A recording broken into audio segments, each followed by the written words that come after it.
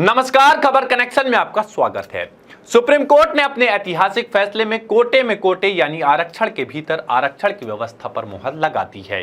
अदालत ने कहा सभी अनुसूचित जातियां और जनजातियां एक सामान्य वर्ग नहीं है।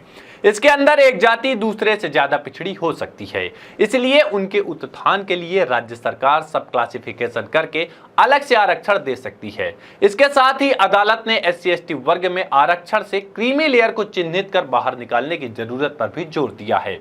सुप्रीम कोर्ट ने 20 साल पुराने 5 न्यायाधीशों के EV चेन्नैया 2004 में दी गई व्यवस्था को गलत ठहरा दिया है। EV चेन्नैया फैसले में 5 जजों ने कहा था SC/ST एक सामान्य समूह वर्ग है और इनका उपवर्गीकरण नहीं हो सकता।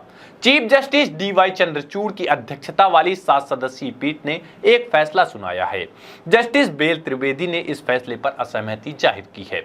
सुप्रीम कोर्ट के इस फैसले से यह स्पष्ट हो गया कि राज्य सरकार SC और ST में सब कैटेगरी बना सकती है, जिससे जरूरतमंद कैटेगरी को आरक्षण का लाभ मिल सकेगा। हालांकि अगर राज्य एक या एक से ज्यादा श्रेणी को अनुसूचित जाति के तहत 100% रिजर्वेशन देने का फैसला लेती है, तो यह अन्य श्रेणियों को लाभ से वंचित करने जैसा होगा। इस फैसले से यह स्पष्ट हो गया कि इसे लागू करने के लिए सरकार के पास जातियों का डाटा होना चाहिए, जो कि जमीनी सर्वे के आधार पर एकत्र किया जाना चाहिए। इसी आधार पर कोटे वाली जाति का निर्धारण किया जाना चाहिए। देश की राजनीति अभी भी जाति पर केंद्रित है, चाहे वह देश का उत्तर से लेकर दक्षिण तक का हिस्सा हो या फिर पूर्व से लेकर पश्चिम तक का हिस्सा हो। हर तरफ जातियों की बात होती है। हाल के दिनों में OBC को लेकर चर्चा तेज थी, लेकिन सुप्रीम कोर्ट के फैसले के बाद दलित और आदिवासी की चर्चा तेज हो गई है।